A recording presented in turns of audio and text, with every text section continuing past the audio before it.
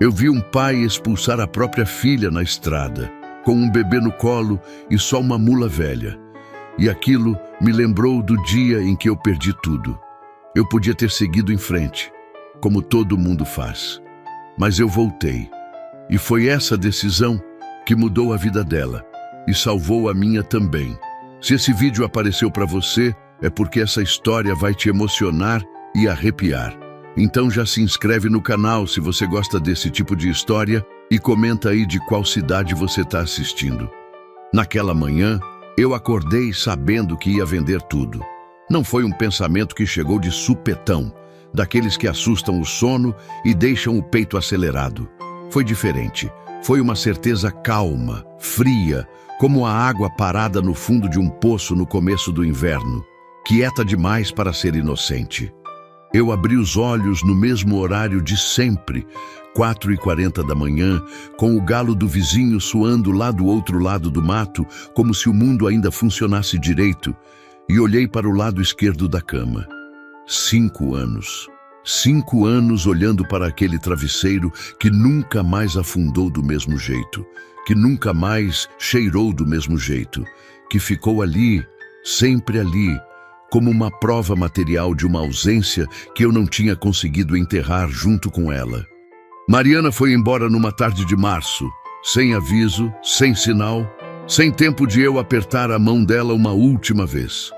Aneurisma, me disseram. Uma palavra que eu aprendi a odiar, porque parecia pequena demais para o tamanho do buraco que abriu em mim. Me levantei devagar, como sempre. Ossos reclamando, como sempre. Coloquei os pés no chão frio do quarto, olhei para as botas encardidas ao lado da porta e pensei, desta vez eu não boto mais, mas botei. Porque o corpo tem memória quando a cabeça já desistiu. Tomei café sozinho, de pé, encostado na pia que Mariana tinha pedido para pintar de branco numa primavera que eu não consigo mais calcular quantos anos atrás foi. A tinta estava descascando nas bordas, mostrando o verde velho embaixo, como se o tempo tivesse a paciência que eu não tinha mais. O rádio ficou desligado. Faz quanto tempo eu não ligo mais o rádio? 2 anos? 3? A voz de uma locutora estranha no meio da tarde me parecia uma invasão. O silêncio pelo menos era meu. Saí para o terreiro com a xícara ainda na mão. O sol ainda não tinha saído, mas o céu já estava cor de brasa no horizonte, aquele alaranjado que só existe no Tocantins, pesado e bonito ao mesmo tempo, como uma promessa que você sabe que vai ser cumprida, mas que não te alegra mais. As cigarras cantavam no mato do lado leste da propriedade. Um barulho que quando eu era mais novo eu nem escutava de tão natural que era, mas que agora me parecia um lamento de algo que não sabe que está sofrendo. Fui até o curral, montei no branco. Ele era um cavalo branco de uns 15 anos, comprado quando Mariana ainda era viva e que tinha herdado o temperamento calmo dela de alguma forma que eu nunca conseguia explicar direito. Um animal que andava devagar quando eu estava devagar e acelerava quando eu precisava, sem que eu precisasse pedir muito. Naquela manhã, ele sentiu alguma coisa. Ficou me olhando antes de eu colocar o selim, aquele olho grande e escuro parado em mim, e eu desviei o olhar porque não queria ver o que um bicho conseguia enxergar. Passei o dia fazendo o que tinha decidido que seria a última lida. Consertei o portão do pasto de cima, que estava bamboleando na dobradiça há quase 1 mês. Ajeitei a cerca do lado do córrego, onde o gado tinha forçado a passagem depois das últimas chuvas.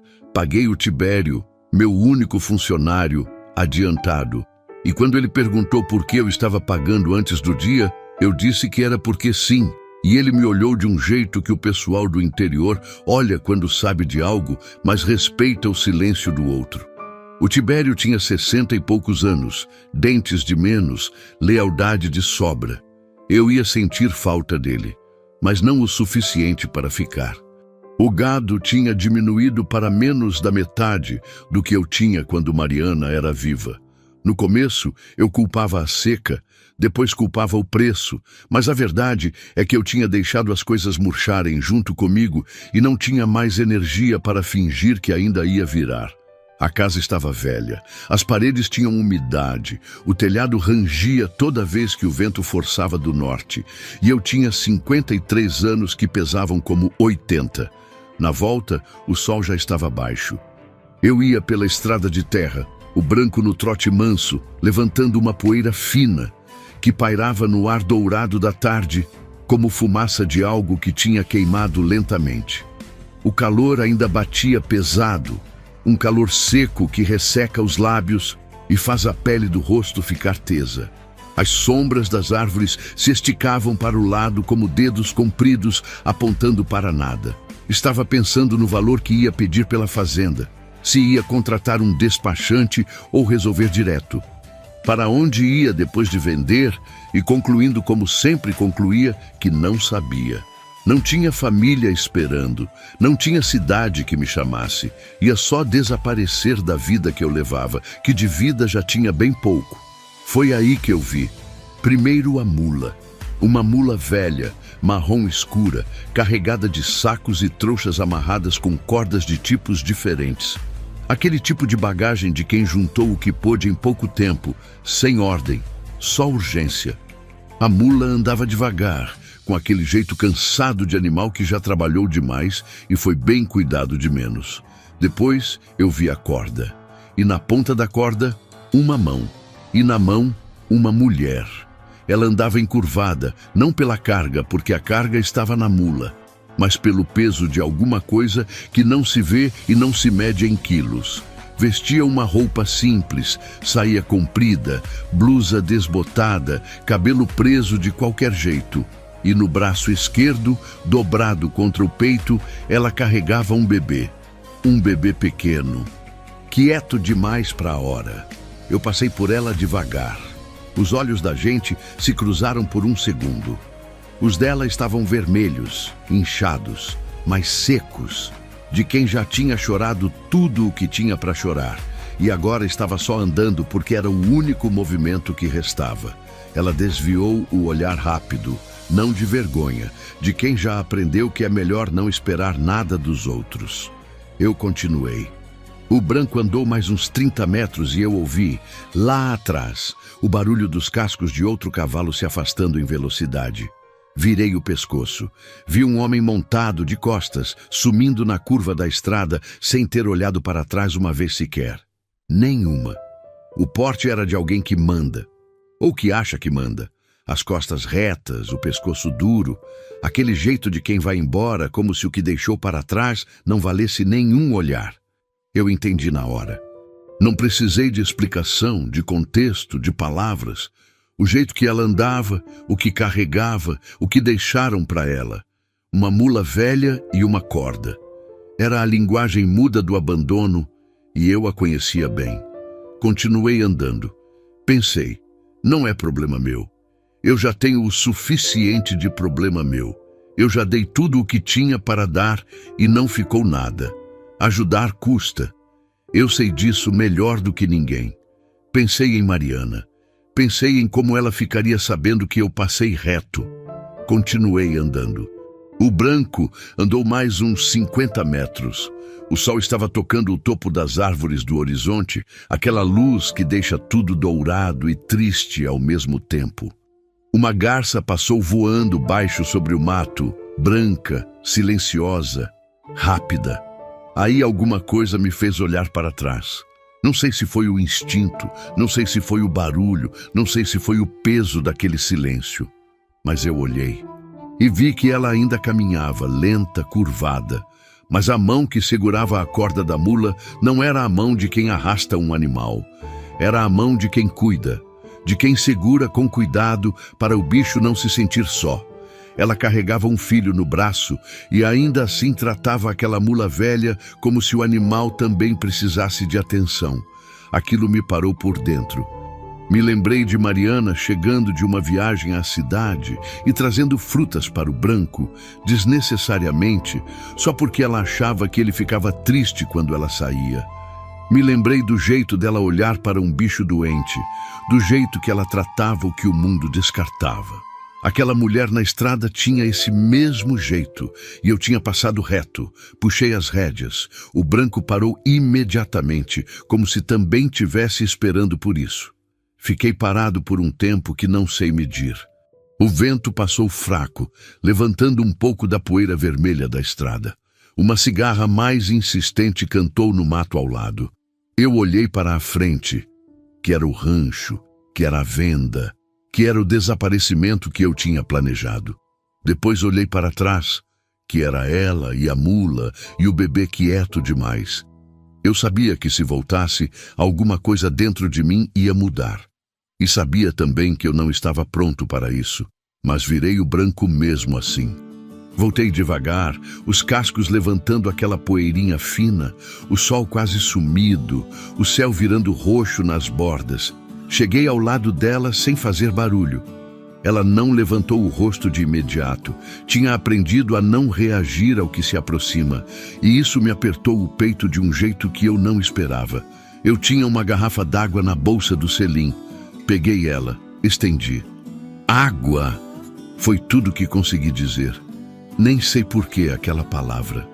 Talvez porque fosse a mais simples, a menos assustadora, a que não exigia nada de volta. Ela levantou o rosto, olhos vermelhos, secos, um olhar que já tinha passado pela humilhação e estava do outro lado, no lugar onde a dor vira só cansaço. Hesitou, depois aceitou. Bebeu com uma sede que não era só de água. O bebê se mexeu no braço dela, mas não chorou. E esse silêncio de criança pequena que não chora, foi a coisa que mais me assustou em toda aquela tarde.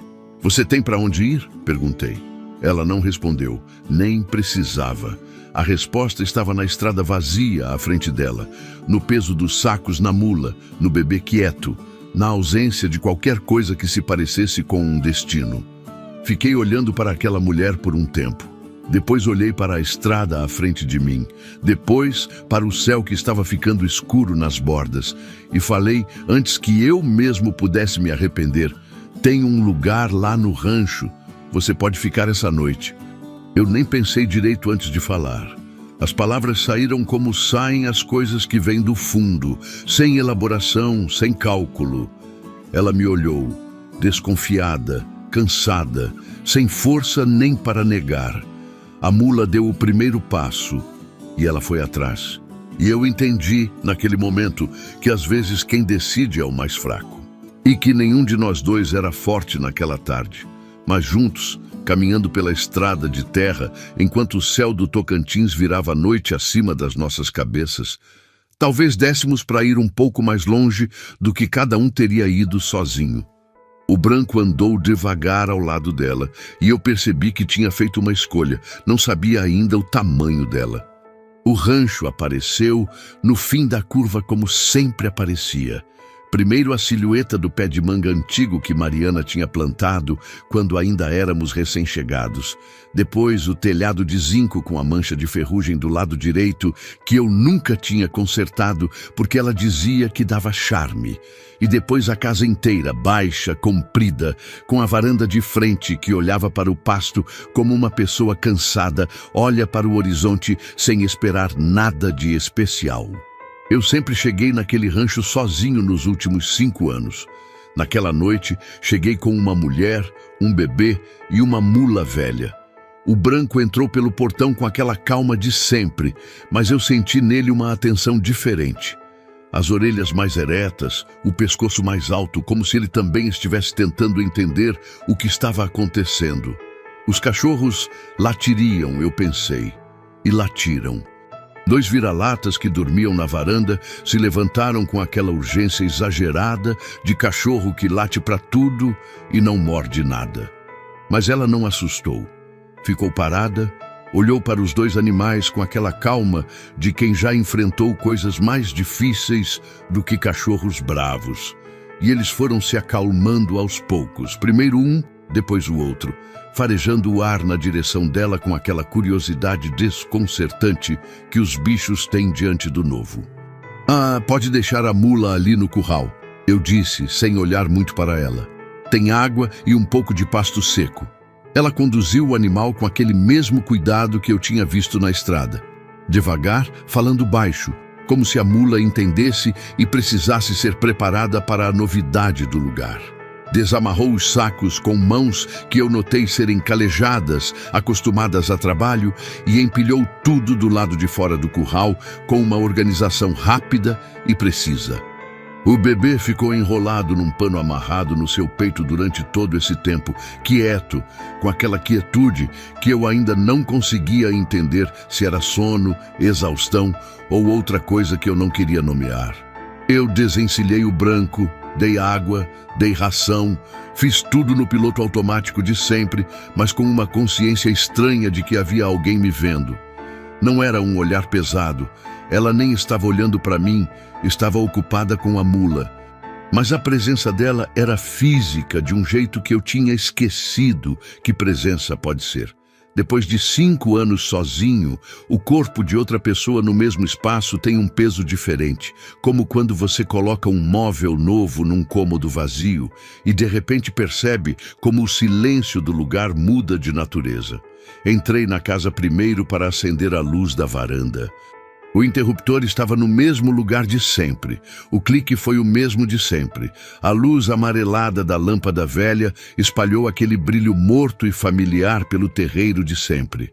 Mas alguma coisa já não era a mesma. Fui para a cozinha. Parei na porta. A cozinha era o cômodo que eu menos gostava de entrar. Não porque fosse feia ou porque eu não soubesse cozinhar. Aprendi a me virar com o básico porque não havia outra opção, mas porque foi o último lugar que Mariana estava antes de adoecer. Ela estava ali, fazendo bolo de fubá numa tarde de sábado, cantarolando baixinho uma música que eu nunca soube o nome, e eu estava na varanda, e eu não fui até lá. Não fui porque achei que havia tempo, sempre achamos que há tempo. Quando ela caiu, foi ali. Então eu entrei na cozinha o mínimo necessário. Cozinhava rápido, comia em pé, lavava o pouco que sujava e saía. Nunca coloquei 2 pratos na mesa. Naquela noite, eu teria que colocar. Fui até o armário. Os pratos estavam lá, os de sempre, com uma camada fina de poeira nas beiradas dos que eu não usava. Peguei 2. Fiquei olhando para eles por um momento que foi mais longo do que deveria. 2 pratos. Uma coisa tão simples. Uma coisa que qualquer pessoa faz todo dia sem pensar e que para mim tinha o peso de uma declaração que eu não tinha certeza se estava pronto para fazer. Coloquei os 2 pratos na mesa. Aquilo me desmontou. Não chorei. Faz anos que não choro. Não por força, mas porque chegou de um ponto em que a tristeza ficou grande demais para caber em lágrimas e passou a morar no peito como uma pressão constante. Um peso que você carrega e aprende a ignorar, porque senão não levanta da cama. Mas quando coloquei aquele segundo prato na mesa, algo se mexeu por dentro que eu não tinha nome para chamar. Ela entrou devagar.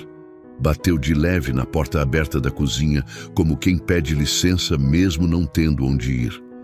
Posso ajudar?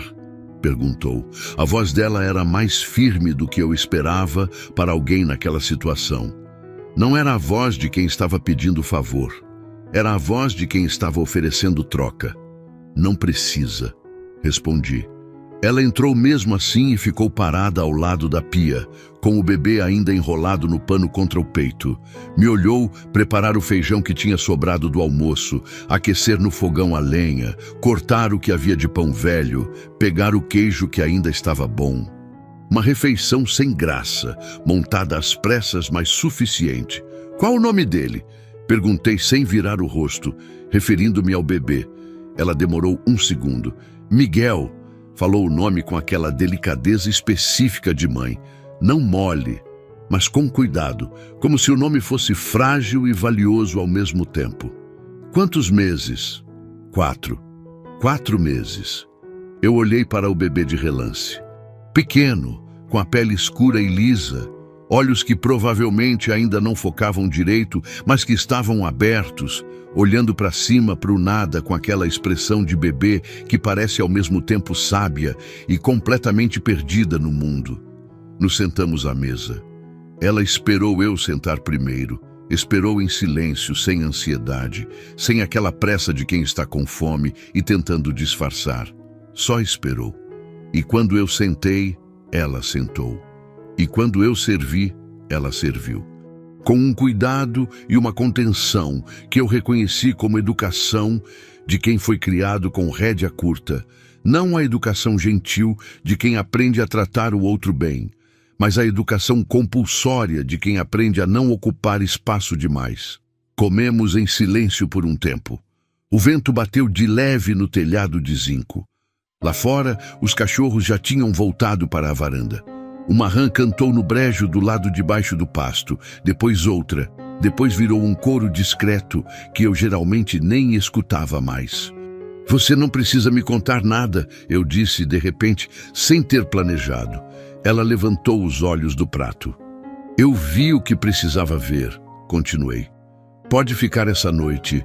Amanhã a gente vê. Ela assentiu uma vez, pequena, contida, e voltou para o prato. Mas depois de um momento ela disse: meu nome é Rosa.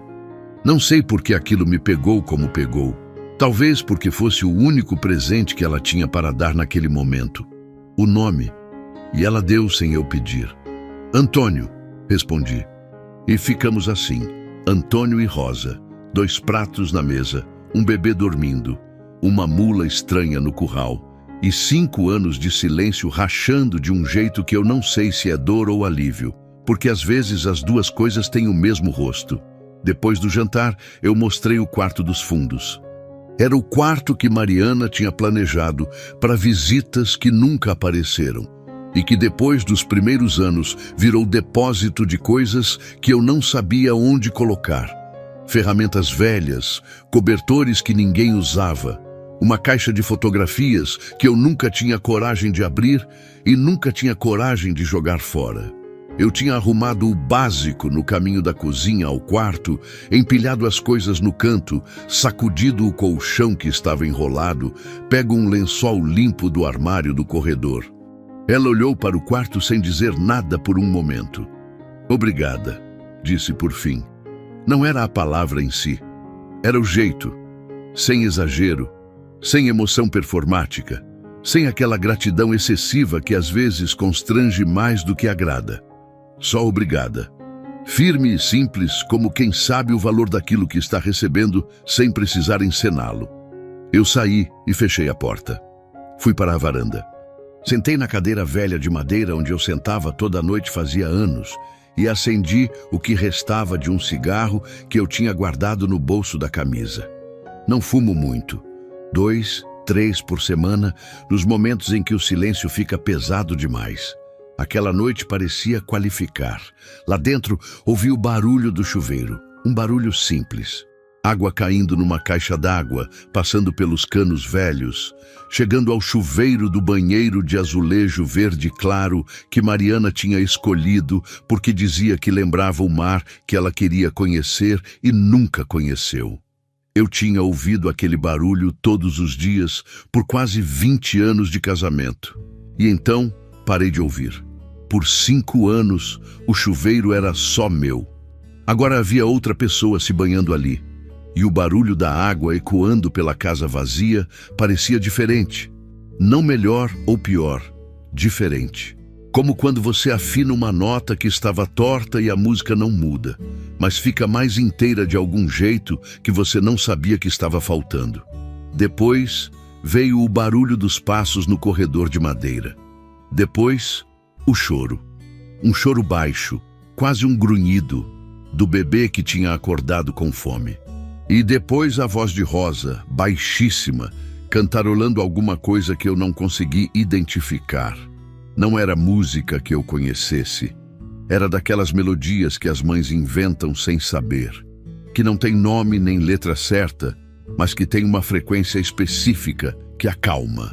O choro foi parando, e depois voltou o silêncio, mas era um silêncio diferente do de sempre. O silêncio de antes era cheio de ausência, uma ausência que tinha formato, que ocupava espaço, que pesava. O silêncio daquela noite tinha outra textura. Não era vazio, era o silêncio de quem dorme, de quem descansa, de quem finalmente parou de andar. Eu fiquei na varanda até a madrugada, pensando no que tinha feito, nos planos que tinha para aquele dia. A venda, o desaparecimento, a liberdade triste de quem não tem mais nada a proteger. E em como um momento, numa estrada de terra, tinha mudado a direção de tudo. Não me arrependi, não naquela noite, mas também não estava tranquilo. Porque eu sabia que aquele rancho tinha ficado sem vida por 5 anos, que eu tinha me acostumado ao vazio de um jeito que o vazio vira conforto, e que convidar alguém para dentro não é só abrir uma porta, é abrir uma porta e não saber o que vem atrás dela. Apaguei o cigarro na beirada da cadeira, olhei para o pasto escuro, onde o branco estava deitado embaixo do pé de manga, uma mancha clara na noite fechada. Pensei em Mariana, pensei no que ela diria se estivesse na varanda ao meu lado.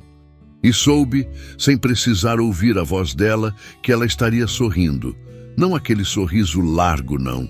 O sorriso pequeno, de canto de boca, que ela usava quando eu fazia algo que ela aprovava, mas não ia dizer em voz alta para não me dar muito crédito de uma vez.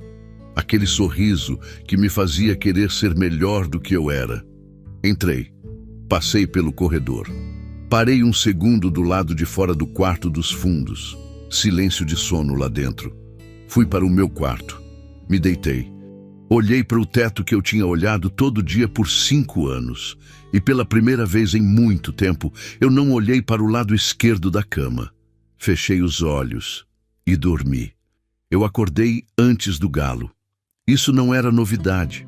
Meu corpo tinha um relógio interno calibrado por décadas de lida que não aceitava preguiça nem nos dias ruins. Mas naquela manhã, eu acordei com uma sensação diferente no peito. Aquela coisa estranha que acontece quando você dorme num lugar familiar, mas algo mudou e o seu sono percebe antes da sua consciência. Fiquei parado por um momento, olhando para o teto, tentando identificar o que era. Então ouvi: vassoura no terreiro. O som inconfundível de palha raspando no chão de terra batida. Aquele ritmo regular e paciente que minha mãe fazia quando eu era criança e que Mariana fazia toda manhã de sábado. Varrendo o terreiro como se limpar o chão fosse uma forma de organizar o mundo antes que o dia começasse a bagunçá-lo. Um som que eu não ouvia fazia anos, que eu tinha esquecido que existia dentro daquele rancho. Olhei para o relógio na parede. 5:10 da manhã. Me levantei depressa, mais depressa do que o habitual, com aquela pressa desconcertada de quem não sabe bem o que vai encontrar, mas sente que precisa ver. Botei as botas sem sentar, peguei a camisa do gancho atrás da porta, fui para a varanda. Rosa estava no terreiro. O bebê estava amarrado nas suas costas, com aquele pano comprido enrolado, com uma habilidade que eu nunca tinha visto de perto. Uma engenharia simples e antiga, de mulher que aprendeu a carregar e ainda assim ter as mãos livres. Miguel dormia nas costas dela com a cabeça tombada de lado, balançando levemente a cada movimento da mãe, completamente alheio ao amanhecer que começava a atingir o céu de laranja sobre o mato do lado leste. Ela varria. Com aquela vassoura velha que ficava encostada na parede da varanda, fazia não sei quanto tempo, que eu usava de vez em quando, sem nenhum método, empurrando a poeira de um lado para o outro, mais por obrigação do que por resultado. Mas ela varria diferente, com direção, com começo e fim, juntando tudo em um canto com aquela precisão de quem sabe que o trabalho bem feito começa pelo chão. Eu fiquei parado na varanda olhando. Ela percebeu minha presença, mas não parou. Só disse, sem me olhar: "Bom dia." "Bom dia", respondi. E fiquei parado mais um pouco, sem saber muito bem o que fazer com aquela cena. Fui para a cozinha, acendi o fogão, coloquei a água para o café. Fiz isso no automático, mas com uma atenção diferente. A atenção de quem sabe que vai ter companhia, e isso muda alguma coisa no gesto, mesmo que o gesto seja exatamente o mesmo de sempre. Quando o café ficou pronto, ela já tinha terminado o terreiro e estava na beira do curral, olhando para a mula com aquela expressão avaliativa de quem entende de bicho. Chamei para o café. Ela entrou, desembrulhou o bebê das costas com uma destreza que me pareceu quase mágica, colocou Miguel no colchãozinho improvisado que tinha feito com um dos cobertores no canto da cozinha e sentou à mesa. Bebeu o café com as 2 mãos na xícara, olhos descansados, mas com aquela vigilância discreta de quem nunca baixa completamente a guarda. A mula está mancando do casco traseiro direito, ela disse depois de um tempo. Eu a olhei.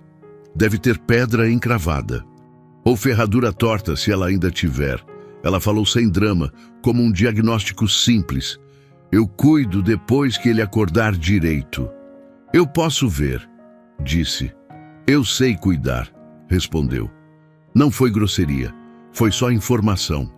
Depois do café, ela foi para o quarto de banho, o bebê, e eu fui para o curral. Olhei a mula. Ela estava mancando de fato, e quando ergui o casco traseiro direito, encontrei uma pedra pequena mas afiada, encravada entre a sola e a muralha. O tipo de coisa que dói mais do que parece e que um animal não consegue resolver sozinho. Tirei com a faca de ponta, limpei com o que tinha disponível, deixei o bicho andar um pouco para ver se o tranco melhorava. Melhorou. Quando Rosa voltou com o bebê no braço, eu disse que tinha cuidado da mula. Ela olhou o animal andando no pasto pequeno do curral e assentiu. E havia naquele aceno qualquer coisa que não era exatamente gratidão, mas era reconhecimento. A diferença é sutil, mas existe, e eu senti as 2. O dia foi passando.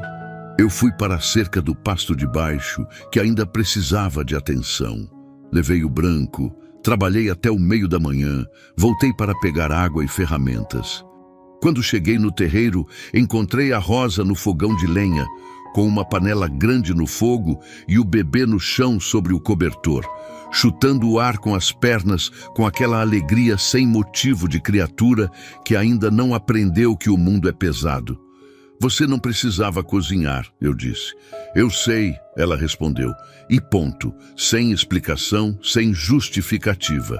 Ela sabia que não precisava e fez assim mesmo, e aquilo era suficiente. Almocei naquele dia uma carne cozida com mandioca e tempero verde, que eu não sabia que ainda tinha na horta, porque fazia tempo que eu não olhava para a horta com intenção. A comida estava boa. Não de um jeito que me fez lembrar da comida de Mariana. Estava boa do jeito dela, com um tempero diferente, uma mão diferente, e eu deixei ser diferente sem tentar comparar, porque comparar seria injusto para as 2. À tarde, eu estava na varanda consertando um arreio quando ouvi um barulho que me fez erguer a cabeça. Rosa estava na horta. Tinha puxado o mato que tinha crescido entre as plantas, reorganizado as fileiras, replantado o que tinha tombado, e agora estava regando com o regador enferrujado que ficava do lado do poço. O bebê estava na sombra do pé de mamão, deitado no cobertor, observando as folhas se mexendo com o vento, com aquela atenção hipnotizada de bebê diante de qualquer coisa que se move. Eu fiquei olhando para a horta por um tempo. Mariana tinha plantado aquela horta. Eu nunca tinha tido jeito para ela. Sempre esquecia de regar, ou regava demais, ou deixava o mato tomar conta sem perceber. Depois que Mariana foi, a horta foi murchando aos poucos, e eu deixei, porque cuidar daquilo sem ela parecia uma crueldade. Como se estivesse tentando manter viva uma coisa que devia morrer junto com quem a tinha plantado. Mas ali estava Rosa, devolvendo vida àquele canteiro. E eu não senti aquilo como uma invasão, senti como uma continuação de algo que tinha sido interrompido no meio. Não sei se eu estava pronto para sentir isso, mas senti. Naquela tarde, enquanto eu ainda trabalhava no arreio, o Tibério apareceu. Chegou a pé pela estrada como sempre fazia, quando precisava de algo ou queria conversar. E o Tibério era do tipo que raramente precisava de algo, mas frequentemente queria conversar. Ele viu Rosa na horta antes de chegar até a varanda, parou, olhou, depois me olhou com uma sobrancelha levemente erguida que valia por 10 perguntas. Ela ficou, eu disse, antes que ele abrisse a boca. Tá, ele respondeu, com aquele jeito seco do sertanejo que processa informação sem precisar fazer cena. Ficou em silêncio por um momento. Depois, vi ela na estrada ontem, com o menino. Eu sei. E o seu Dário foi embora, sem olhar para trás. Eu não respondi. O nome pousou no ar entre a gente como uma pedra jogada num poço. Você ouve o barulho e sabe que afundou, mas não vê onde chegou. Dário é o pai dela? Perguntei, embora eu já soubesse a resposta. Pai e dono, disse o Tibério. E tinha um peso nessa distinção que ele fez questão de pronunciar devagar. Dário Leão. Tem terra do outro lado do rio. Homem que confunde os dois. Ficamos em silêncio. Ela pode ficar. Eu disse por fim. Não sei para quem eu estava dizendo. Para o Tibério, talvez. Ou para mim mesmo. O Tibério acenou com a cabeça e foi embora sem mais comentários, que era o jeito dele de dizer que estava bem, que eu tinha feito o certo, que ele não ia perguntar mais nada por agora. Naquela noite, depois do jantar, eu estava lavando os pratos quando ouvi um barulho diferente vindo do terreiro. Sequei as mãos, fui até a porta. A mula estava trotando. Não era um trote rápido, não era uma correria. Era aquele movimento solto e aliviado de animal que passou o dia inteiro com uma dor e de repente não tem mais. A mula trotava de um lado ao outro do pasto do curral, com aquela leveza improvável de bicho velho que encontrou um segundo fôlego. Rosa estava encostada na cerca, olhando. Eu fui até ela. Ficamos os dois em silêncio, assistindo a mula se mover na noite clara de lua. Ela estava sofrendo há tempo. Rosa disse baixinho. Às vezes a dor fica tão normal que o bicho aprende a andar com ela. Aí quando tira, ele não sabe o que fazer com a leveza. Eu olhei para ela. Ela estava olhando para a mula, mas eu tive a sensação clara de que não estava falando só do animal. Voltei para dentro sem dizer nada, mas aquela frase ficou comigo. Às vezes a dor fica tão normal que o bicho aprende a andar com ela. Eu conhecia isso. Conhecia de um jeito íntimo e profundo que só quem carregou por anos, sem perceber, consegue reconhecer quando alguém nomeia. Eu tinha aprendido a andar com a minha dor. Tinha afinado meus passos à ausência de Mariana até o ponto em que a ausência virou parte do meu equilíbrio, e a ideia de tirá-la me assustava mais do que carregá-la. Mas a mula estava trotando.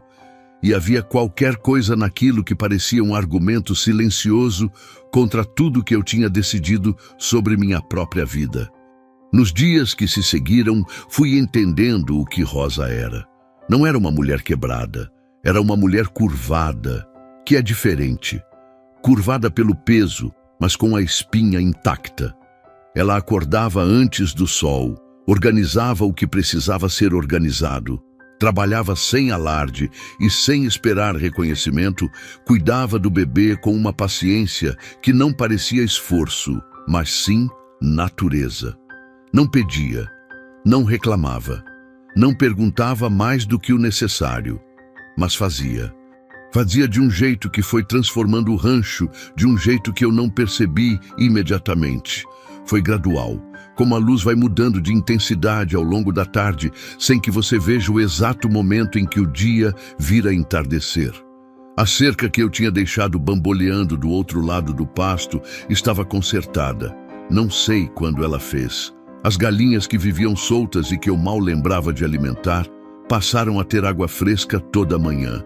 O rancho estava cheirando a comida em horas certas.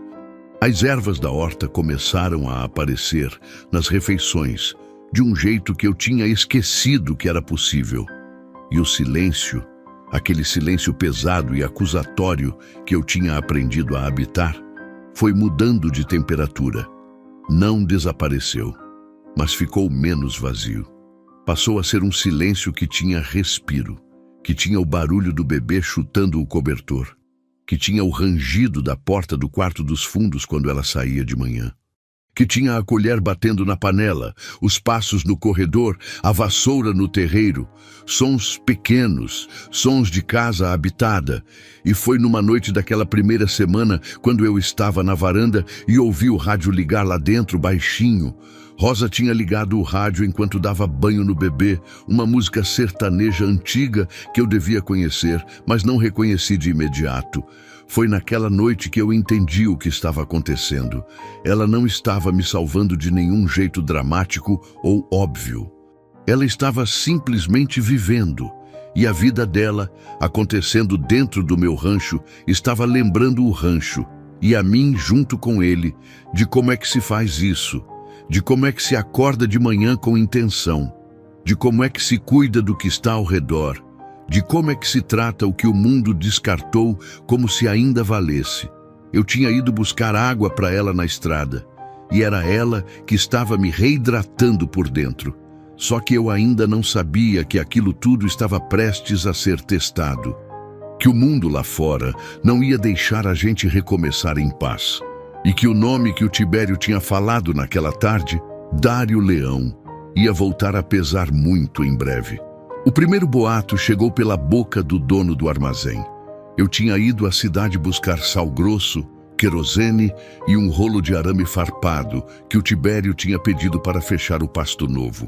A cidade era pequena, daquelas que tem uma rua principal com asfalto e o resto de terra, uma igreja no centro, um campo de futebol sem grama e um armazém que funciona também como farmácia, como correio informal e como principal ponto de circulação de notícia da região. O tipo de lugar onde todo mundo sabe o nome de todo mundo e onde o silêncio de um já é assunto do outro. Eu entrei no armazém com a lista na cabeça, sem pressa, com aquela disposição neutra de quem vai, compra e volta.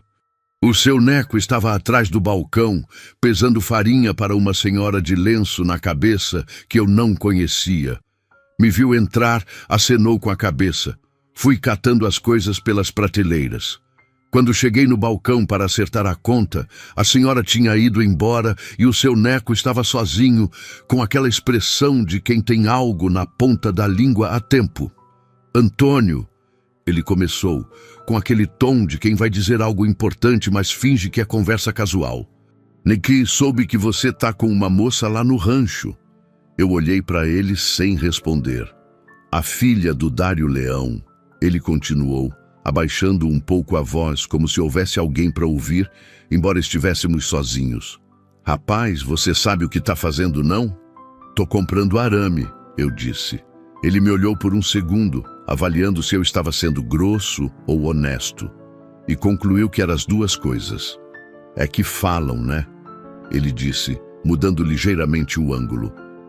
Falam que ela foi expulsa por um motivo, que ela é desobediente, que dá trabalho, que o menino nem se sabe direito de quem é.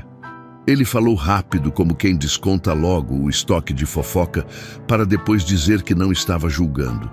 Eu não estou falando que é verdade, estou falando o que falam.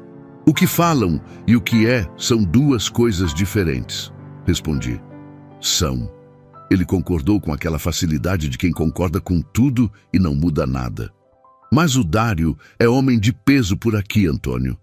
Tem terra, tem gente, tem política. Não é o tipo que esquece quando contraria ele. Eu paguei o que devia, peguei as sacolas, fui para a porta. Só tô avisando. O seu Neco disse nas minhas costas. Recebi, eu respondi sem virar. Saí para o sol forte da rua. O calor bateu no rosto como uma mão aberta. Coloquei as sacolas na garupa do branco, subi devagar, peguei a estrada de volta. O caminho de volta era longo o suficiente para pensar. E eu pensei, não no Dário Leão, ainda não. Pensei em Rosa, em como eu tinha passado quase 2 semanas convivendo com ela, sem saber quase nada da história dela, e sem sentir que precisava saber. Porque ela tinha chegado sem história contada, só com história vivida no corpo, e eu tinha aceitado isso como aceitamos o tempo, sem exigir explicação, só observando o que faz. Mas agora os boatos tinham chegado, e com eles veio aquela necessidade humana e ingrata de preencher o que não se sabe com o que os outros dizem. Que ela era desobediente. Eu pensei nisso enquanto o branco andava pela estrada de terra, levantando aquela poeirinha vermelha que o vento carregava para o lado do mato. Desobediente. Como se uma mulher adulta, com um filho, devesse obediência ao pai como se fosse um objeto emprestado que o dono pode recolher quando quiser. Eu tinha 53 anos e tinha vivido o suficiente para saber que quando um homem chama uma mulher de desobediente, o que ele geralmente está dizendo é que ela não aceitou o que ele mandou e que às vezes o que ele manda não merece ser obedecido. Que o menino nem se sabe direito de quem é. Aquilo me irritou de um jeito físico, uma irritação que subi na garganta e desci de volta porque não havia para onde jogá-la. Miguel tinha 4 meses, tinha um rosto pequeno e escuro e aquele cheiro específico de bebê que fica nas roupas de quem o carrega, e quando ele olhava para cima com aqueles olhos ainda sem foco total, havia nele a mesma inocência radical que há em todo recém-chegado ao mundo. A inocência de quem ainda não sabe que vai ser julgado antes de aprender a falar.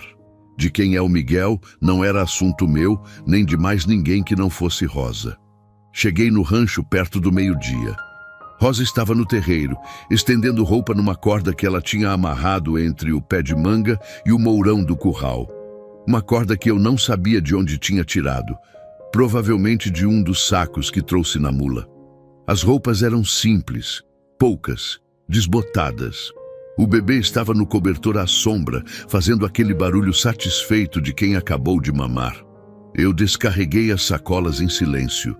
Ela percebeu que algo tinha mudado no meu jeito, porque ela era daquele tipo de pessoa que lê o silêncio com mais precisão do que muita gente lê palavras. Mas não perguntou nada. Continuou estendendo a roupa. Foi depois do almoço, quando o Miguel estava dormindo e o calor do meio-dia tinha deixado tudo parado e quieto, que eu sentei na varanda e ela veio sentar do outro lado, com uma xícara de café que tinha feito sem perguntar se eu queria. Fiquei com a xícara nas mãos por um tempo. "A cidade está falando", eu disse por fim.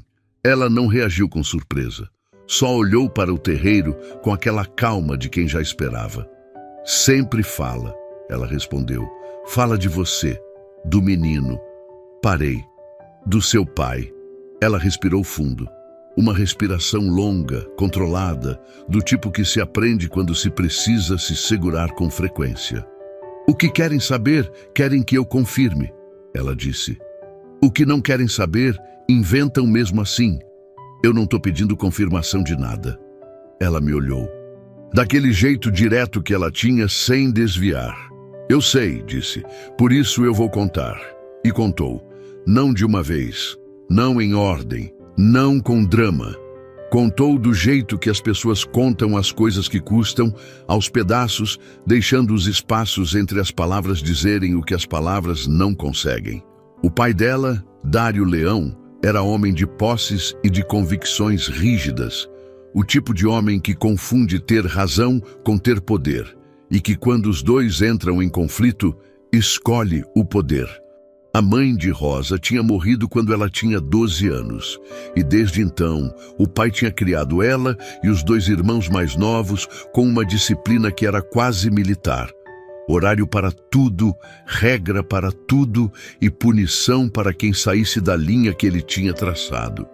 Ela tinha saído da linha, não de um jeito escandaloso. Não tinha fugido com ninguém, não tinha envergonhado a família em praça pública, não tinha feito nada que justificasse o que aconteceu, pelo menos não pelos padrões de qualquer pessoa que não fosse Dário Leão. Ela tinha simplesmente ficado grávida de um homem que o pai não aprovava.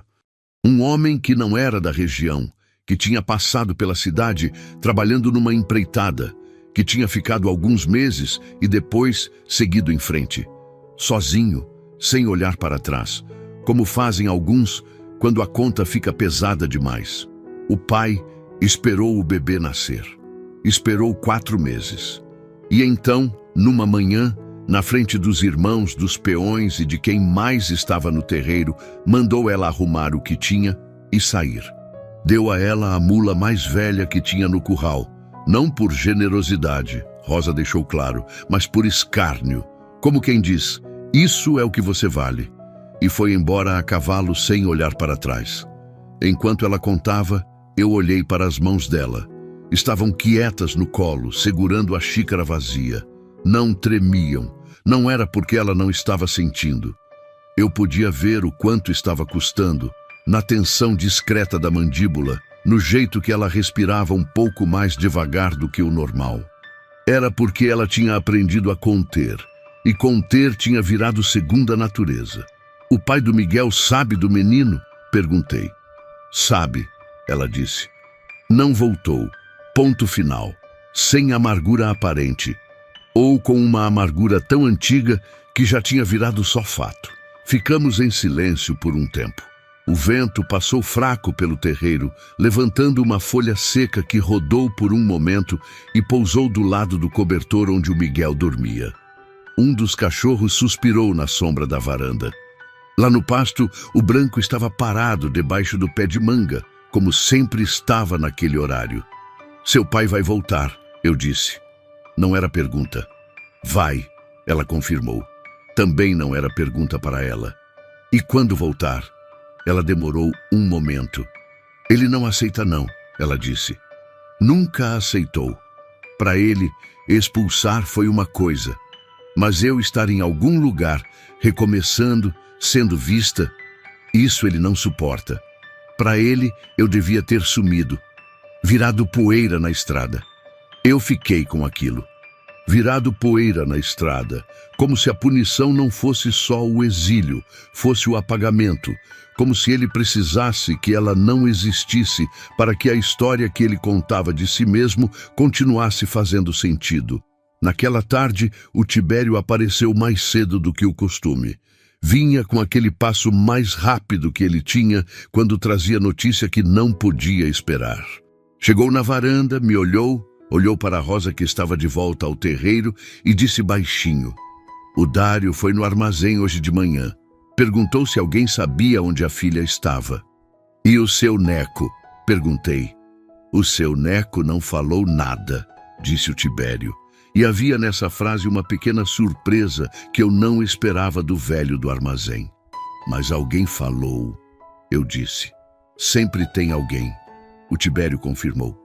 Olhei para o horizonte. O sol estava descendo, o céu ficando daquele dourado queimado que antecede o entardecer, e as sombras do mato já eram longas e frias nas bordas. Uma tarde bonita, daquelas que o Tocantins oferece como se não soubesse o que está acontecendo embaixo dela. Quanto tempo acha que ele leva? Perguntei. O Tibério coçou o queixo, pensou de verdade antes de responder. 2, 3 dias. Ele não vai vir sem planejar. Não é o tipo. Pausa. Mas vai vir. Depois que o Tibério foi embora, eu fiquei na varanda até escurecer. Rosa fez o jantar, deu banho no bebê, colocou o Miguel para dormir e veio sentar do lado de fora por um momento, naquele silêncio que a gente compartilhava às vezes, sem precisar de conversa.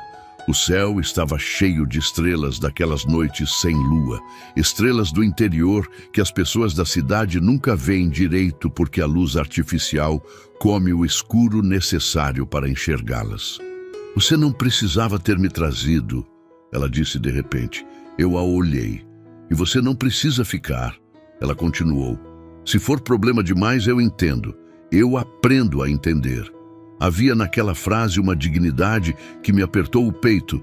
A dignidade de quem já foi descartado tantas vezes que aprendeu a oferecer a saída antes de ser empurrado para ela. Como se antecipar a rejeição fosse uma forma de não ser pego de surpresa. Você veio porque eu trouxe, eu disse. E fica porque eu decidi que fica. Ela ficou me olhando por um momento. Depois olhou para o céu e não disse mais nada. Mas eu vi, de canto de olho, que ela respirou de um jeito diferente, mais fundo, como quem solta um peso que estava segurando sem perceber. Lá dentro, o Miguel fez um barulhinho no sono e o silêncio da noite voltou, mais inteiro do que antes. Mas debaixo dele, quieta e crescendo, havia uma tensão que eu já reconhecia. A tensão de quem sabe que a calmaria não é o fim da história. É só o intervalo antes da tempestade. Ele chegou numa tarde de quinta-feira. Eu soube antes de ver. O branco avisou primeiro. Levantou a cabeça do pasto com as orelhas eretas, virado para a estrada. Aquela atenção tensa de animal que identifica a presença estranha antes do olho humano alcançar. Depois os cachorros. Não o latido comum de visita conhecida, um latido diferente, mais baixo, mais sério, daquele tipo que carrega aviso dentro. Eu estava no curral arrumando o selim quando ouvi. Parei o que estava fazendo. Fui até a beirada do curral e olhei para a estrada. Ele vinha devagar, montado num cavalo baio escuro, grande, bem tratado, o cavalo de quem tem dinheiro para escolher e escolhe pelo porte. Atrás dele, 2 homens a cavalo também, peões pelos trajes, mas com aquela postura específica de quem foi trazido, não para trabalhar, mas para pesar, para fazer volume, para dizer sem palavras que aquele homem não vinha sozinho porque não precisava vir sozinho. Dário Leão, eu não precisava de apresentação. O Tibério tinha me descrito bem, mas além da descrição, havia alguma coisa naquele homem que se anunciava antes de chegar. Uma gravidade específica de quem passou a vida sendo obedecido e incorporou isso na própria forma de ocupar o espaço. 60 e poucos anos, corpo ainda sólido, chapéu de couro, barba de 3 dias, expressão que não era raiva ainda, mas que tinha raiva guardada embaixo, como brasa que não apagou, só esperou o vento. Entrou pelo portão aberto sem desacelerar, sem pedir licença, sem nem olhar para mim no primeiro momento. Os olhos dele foram direto para a casa, varrendo o terreiro, procurando. Os cachorros latiam com insistência. Eu estava parado na beirada do curral, com as mãos livres, e fiz questão de não me mover. Não fui ao encontro dele, não recuei. Fiquei onde estava e deixei ele vir até mim, que era o mínimo de território que eu podia manter sem precisar de palavra. Ele parou o cavalo a uns 5 metros de mim. Me olhou de cima, literalmente de cima, porque estava montado e eu no chão, e eu tive a impressão que ele tinha calculado isso. "Você é o Antônio?" perguntou. A voz era grave, pausada, do tipo que está acostumado a não precisar repetir. "Sou", respondi. "Sou Dário Leão." Falou o nome como quem mostra documento, como se o nome fosse credencial suficiente para qualquer coisa que viesse depois. "Eu sei quem você é." Ele me olhou por um momento, avaliando o peso da minha resposta. Os 2 peões atrás dele ficaram parados, sem expressão. "Minha filha está aqui", disse. Não era pergunta. "Tá", confirmei. "Preciso falar com ela." Ela é quem decide se quer falar. Aquilo o incomodou. Eu vi, não na face, que ele mantinha controlada, mas num enrijecimento sutil do pescoço, num ajuste leve nas rédeas, que não era necessário porque o cavalo não estava se mexendo. O corpo denuncia o que o rosto esconde. E o corpo dele tinha acabado de me dizer que ele não estava acostumado a ouvir que algo dependia de decisão de mais alguém. "Ela é minha filha", ele disse mais devagar, como se eu não tivesse entendido na primeira vez. "E é uma mulher adulta com um filho", respondi. "Que chegou aqui do jeito que chegou. Você sabe do jeito que chegou." O silêncio que se seguiu foi do tipo que tem temperatura. Um silêncio quente, seco, como o ar antes da chuva que ainda não decidiu cair. Foi aí que Rosa saiu pela porta da frente. Ela tinha ouvido. É claro que tinha ouvido. O rancho era pequeno, e a voz de Dário Leão não era feita para ser discreta. Ela saiu com o Miguel no braço, parou na soleira da porta e olhou para o pai com aquela expressão que eu tinha aprendido a reconhecer nela. Não desafio, não medo, mas aquela contenção de quem sentiu as 2 coisas e escolheu não mostrar nenhuma. Dário desceu do cavalo. Desceu com uma agilidade que desmentiu a idade, devagar, mas sem dificuldade, como quem pratica aquele movimento todo dia faz décadas. Jogou as rédeas para um dos peões, sem olhar, e foi em direção à Rosa com passos medidos. Eu me movi junto, não corri, não fiz gesto brusco. Fui junto, na mesma velocidade, e me coloquei entre ele e a porta. Não de um jeito agressivo, de um jeito que dissesse: até aqui. Ele parou, me olhou. Você está me impedindo de falar com minha filha na minha frente? Disse, e havia nessa frase uma incredulidade genuína, a incredulidade de quem encontrou pela primeira vez em muito tempo uma resistência que não esperava. Tô ficando no lugar onde estou, respondi. Rosa, ele disse, desviando o olhar de mim e olhando para ela por cima do meu ombro. Você volta agora. Isso aqui acabou. A voz tinha mudado de tom. Não era mais a voz de autoridade calculada. Era a voz de ordem. A voz de quem está acostumado a que a ordem seja suficiente. Rosa ficou parada por um momento. Eu não olhei para ela. Fiquei olhando para Dário. Não vou, disse ela. 2 palavras. Curtas, firmes, sem enfeite. E eu soube por aquelas 2 palavras o quanto elas tinham custado. O quanto de vida inteira tinha sido necessário para chegar nelas. O rosto de Dário mudou. Não explodiu. Era homem de controle. Mas alguma coisa se fechou nele, como uma janela que bate com o vento. Os olhos ficaram mais estreitos.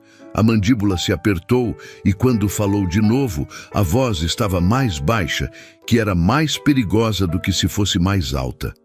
Você está envergonhando o nome da família na frente de estranho. Você me envergonhou na frente de todo mundo, ela respondeu. Na frente dos peões, dos vizinhos, na frente do Deus que você diz que serve. Aquilo chegou nele. Eu vi. Foi rápido, mas chegou. Uma fresta de algo que podia ser culpa ou podia ser só orgulho ferido. E que ele fechou tão rápido que eu quase duvidei de ter visto. O menino, ele disse então, mudando de ângulo, como quem recalcula a rota. Ele precisa de família, de nome. Você vai criar esse filho sem nada? Ela não está sem nada, eu disse. Ele me olhou de novo.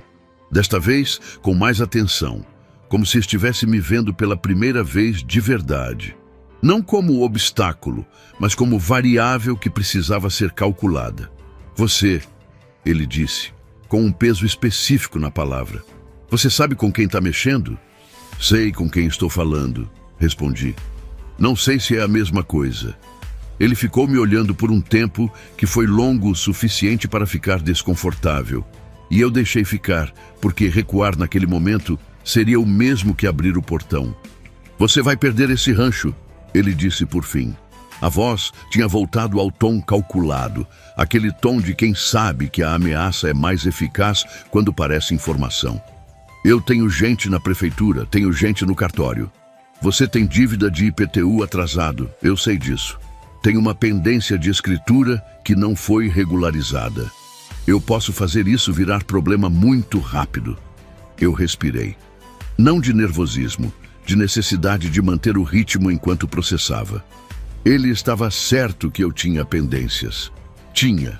5 anos de homem que deixou as coisas irem murchando junto com ele, acumulam papéis que não foram resolvidos, contas que foram rolando, burocracia que foi empurrada para frente porque não havia energia para enfrentar. Eu sabia disso, e ele sabia que eu sabia. Pode ser, eu disse, mas daqui ela não sai. Um dos peões se mexeu no cavalo, não fez nada, só se mexeu. Mas era o tipo de movimento que é recado. Eu não olhei para o peão. Continuei olhando para Dário. Havia um momento naquele tipo de confronto em que cada homem decide o que vale mais para ele. Não de um jeito consciente, calculado, de um jeito instintivo, de quem você é no fundo quando toda a camada social é retirada. Eu sabia que Dário estava naquele momento, e eu também estava. E eu estava pensando em Mariana, pensando em como ela teria ficado de pé naquele mesmo lugar se fosse ela que estivesse vendo aquilo. Pensando no tipo de homem que eu tinha sido quando ela era viva, não perfeito, longe disso, mas um homem que não passava reto, que não desviava do que era certo por medo do que era difícil. E pensando nos 5 anos em que eu tinha me transformado em alguém que ela não reconheceria, que eu não reconhecia. Você vai voltar, Dário disse para Rosa, ignorando minha última resposta, tentando me apagar da cena com o olhar. Quando você perceber que o mundo lá fora não tem lugar para você, você vai voltar e vai ser diferente. Diferente como? Ela perguntou. Ele não respondeu, porque a resposta era igual. Igual a sempre. Ela voltando cabeça baixa, devendo obediência, o episódio enterrado como se não tivesse acontecido, mas existindo como aviso permanente do que acontece quando se ousa sair da linha. Esse era o diferente dele. Ele pegou as rédeas do peão, montou, ajeitou o chapéu com um gesto que era encerramento, o gesto de quem está terminando a reunião. Ninguém na região vai negociar com você, disse para mim, como despedida. Gado, terra, serviço, você vai ficar isolado de um jeito que vai lamentar. Já sou isolado, respondi. Não me assusta.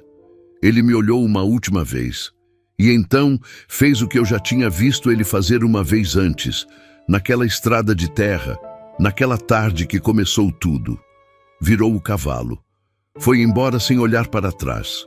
Os 2 peões foram atrás, levantando poeira vermelha na entrada do terreiro, e o barulho dos cascos foi diminuindo pela estrada até sumir completamente, engolido pelo silêncio do fim de tarde. Ficamos eu e Rosa parados. O Miguel tinha adormecido no braço dela durante tudo aquilo. Aquele sono de bebê que não distingue crise de calmaria, que dorme porque é a hora de dormir e o mundo ao redor ainda não aprendeu a respeitar isso. Eu olhei para ela. Ela estava olhando para a estrada onde o pai tinha sumido. Não estava chorando, os olhos estavam secos, mas havia neles alguma coisa que levaria tempo para eu entender completamente. Não alívio, não vitória, não dor simples. Era uma mistura de coisa que só quem passou a vida inteira amando e temendo a mesma pessoa ao mesmo tempo consegue sentir. Você não precisava ter feito isso, ela disse baixinho. Precisava, respondi. Ela me olhou. Ele vai cumprir o que disse. Pode ser. Você vai perder coisas. Já perdi, eu disse. Aprendi que dá para continuar. Ficamos em silêncio. O sol estava tocando o horizonte, daquele jeito que no Tocantins parece que o sol não só se põe, mas afunda, devagar, pesado, como se o dia tivesse custado caro e estivesse cansado de ter existido. Os cachorros tinham parado de latir. O branco estava de volta debaixo do pé de manga. E o terreiro estava quieto de novo, mas com aquela quietude diferente das últimas semanas, não o silêncio de antes que era vazio, mas também não mais a calmaria que tínhamos construído devagar. Era o silêncio depois de uma declaração, depois de uma linha traçada. Naquela noite, eu não dormi bem. Fiquei na cama ouvindo o vento bater no telhado de zinco, calculando o que podia vir. As pendências que ele mencionou eram reais. A influência dele na região eu não conhecia em detalhes, mas o Tibério tinha me dado indicações suficientes para entender que não era blefe. Eu podia perder o rancho, podia perder a facilidade de negociar na cidade, podia perder o pouco que ainda estava de pé. Mas quando fechei os olhos, não pensei no rancho, pensei na cena da tarde, no jeito que Rosa tinha ficado de pé na soleira da porta com o filho no braço. Em como ela tinha dito não vou com aquela voz que não precisava de volume para ter peso. E pensei que naquele momento eu tinha visto algo que ficaria comigo por muito tempo. Uma mulher que tinha sido curvada pelo mundo e que, quando a hora chegou, descobriu que a espinha ainda estava intacta.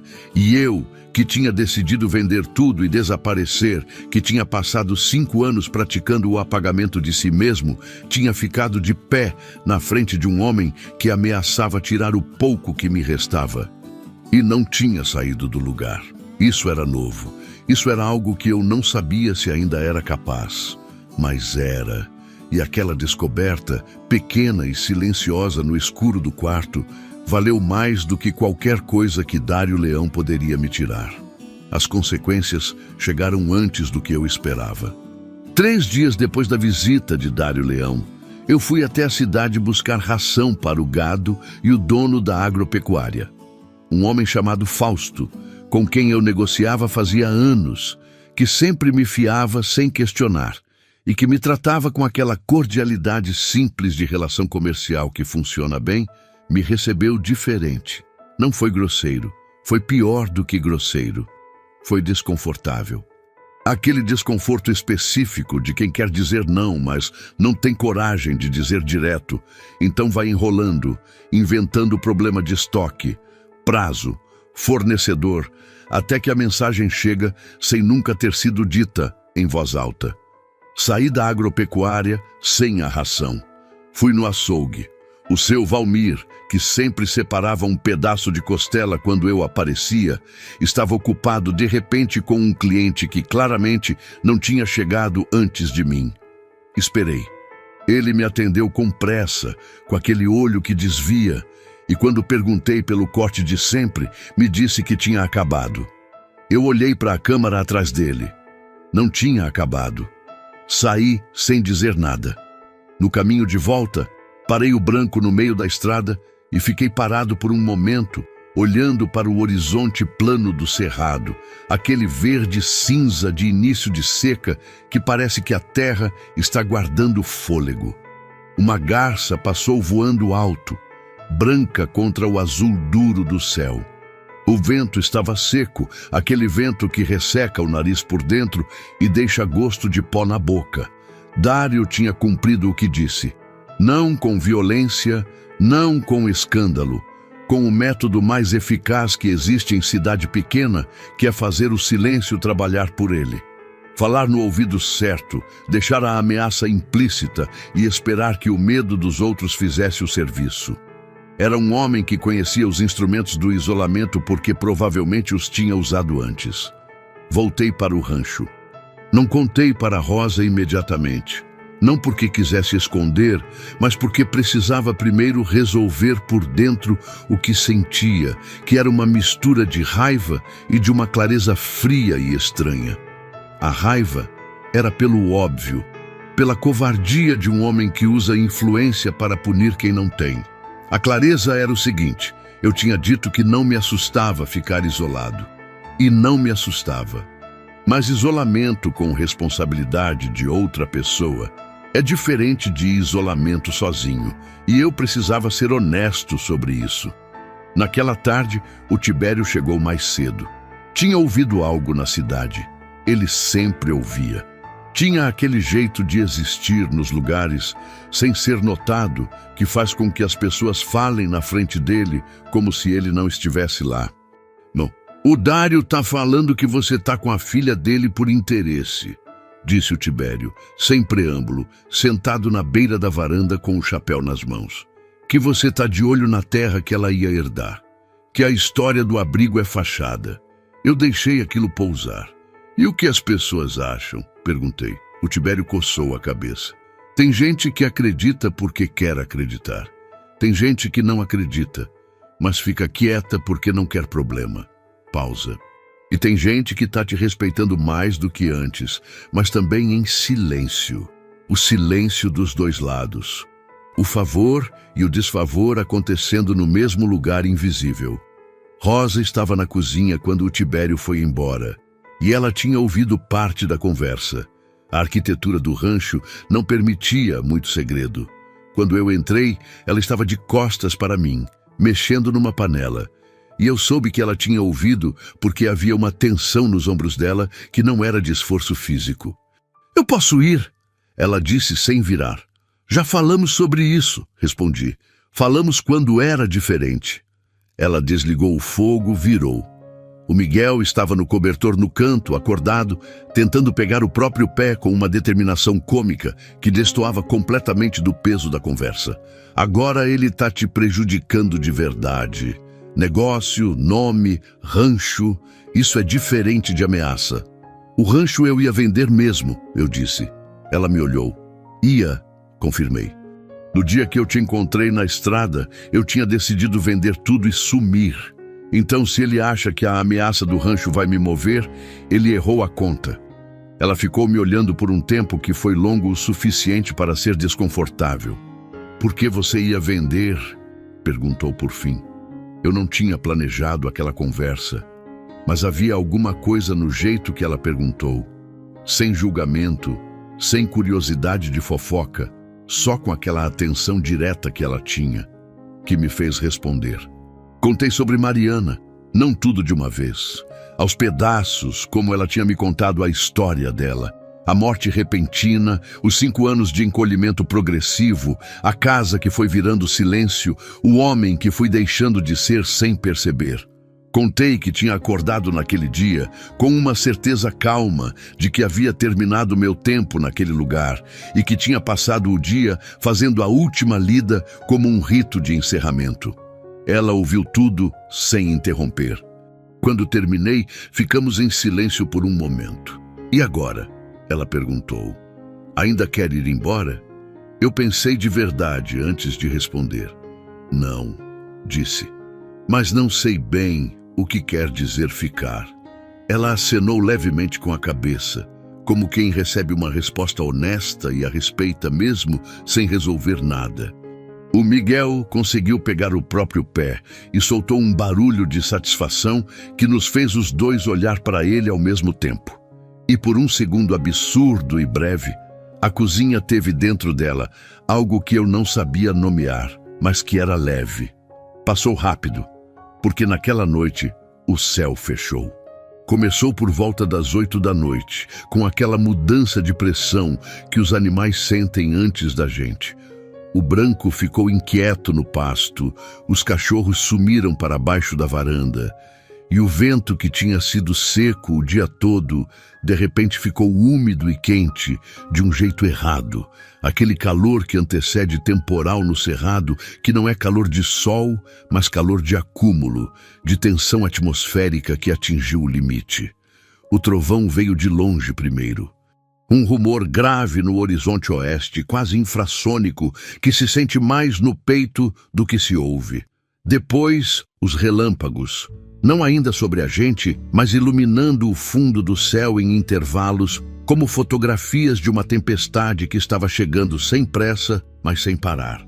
Eu fechei os animais, verifiquei o telhado, prendi os portões. Rosa botou o Miguel para dormir mais cedo, embrulhado com cuidado, e ficou na porta do quarto dos fundos, observando o céu pela janela, com aquela atenção de quem cresceu no interior e aprendeu a ler tempo. Vai ser forte, ela disse. Vai, concordei. A chuva chegou às 10 e poucos.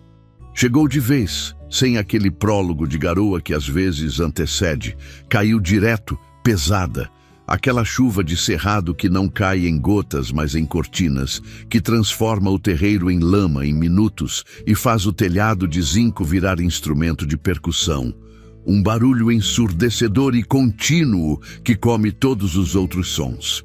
Os relâmpagos eram frequentes, iluminando tudo com aquela luz branca e fria que por uma fração de segundo transforma o familiar em estranho. Foi num desses relâmpagos que eu vi. O telhado do quarto dos fundos. Havia uma parte do zinco que estava levantada numa quina, coisa que eu sabia, mas tinha adiado consertar fazia tempo, e a chuva estava entrando, não em fio, em jato. Eu vi a água escorrendo pela parede interna no clarão do relâmpago seguinte, e fui correndo. Abri a porta do quarto. A água estava pingando direto sobre o colchão onde o Miguel dormia. Rosa já estava lá. Tinha ouvido ou sentido, não sei qual dos dois, e estava tentando mover o colchão com o bebê ainda em cima, o que era impossível sem ajuda, porque o colchão era pesado e ela não queria acordar a criança bruscamente. Eu entrei, peguei o lado do colchão e juntos movemos para o canto seco do quarto. O Miguel acordou com o movimento. Não chorou imediatamente, ficou com aquela expressão de bebê que acordou sem entender, olhos arregalados, boca aberta, processando o barulho do temporal e a luz dos relâmpagos que entravam pela janela. E então, como se tivesse concluído que a situação merecia reação, soltou um choro. Não era o choro fraco e raro que eu tinha ouvido antes. Era um choro de verdade, forte, daquele tipo que afirma a existência, que diz: eu estou aqui e preciso que alguém saiba disso. Um choro de bebê saudável com medo, que é completamente diferente do silêncio preocupante dos primeiros dias, e que por isso mesmo me deu um alívio absurdo junto com a urgência de resolver. Rosa pegou ele no colo, sentou no canto seco do quarto, começou a acalmar. Eu fui para o telhado. Subir no telhado no meio de um temporal não é ideia de homem sensato, mas era necessário, e quando algo é necessário, o sensato e o insensato deixam de ser categorias úteis. Peguei a escada, o martelo, uns pregos e um pedaço de madeira que servia de calço e subi. A chuva batia horizontal em alguns momentos, aquela chuva de vento forte que não respeita a direção. O telhado estava escorregadio, o zinco molhado tinha uma textura traiçoeira, e eu me movi devagar, de joelhos, sentindo cada passo antes de confiar o peso. Os relâmpagos ajudavam e atrapalhavam ao mesmo tempo. Ajudavam a ver, atrapalhavam, porque vinham acompanhados de trovões que faziam o telhado vibrar. Cheguei na quina. O zinco tinha soltado de 2 pregos, estava levantado pelo vento como uma aba de chapéu. Coloquei o calço embaixo, martelei os pregos novos com aquela pressa cuidadosa de quem sabe que não pode errar, mas também não pode demorar. A chuva entrava na boca quando eu respirava de boca aberta pelo esforço. Os dedos escorregavam nas ferramentas. Consegui. Não perfeito, mas suficiente para segurar até o temporal passar. Desci devagar, encharcado até os ossos, e fui direto checar o quarto. Rosa estava sentada no canto, o Miguel já mais calmo no seu colo, a cabeça pequena dele encostada no peito dela, os olhos pesados de sono voltando. Ela tinha colocado o cobertor mais grosso nos dois e estava cantarolando aquela melodia sem nome que eu já tinha aprendido a reconhecer como a música que ela inventava para ele. Me viu entrar encharcado, olhou para o telhado.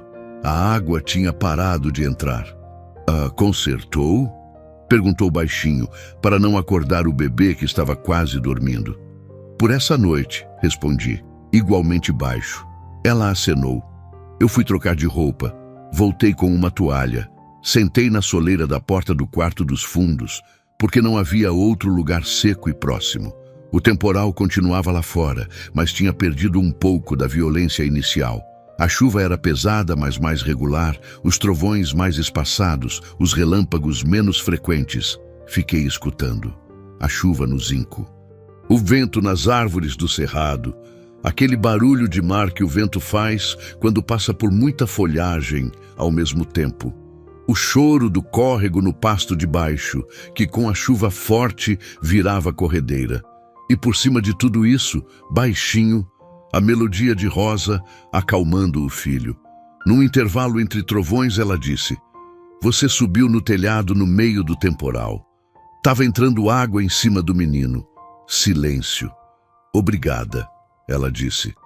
E dessa vez, havia na palavra uma textura diferente das outras vezes que ela tinha dito obrigada.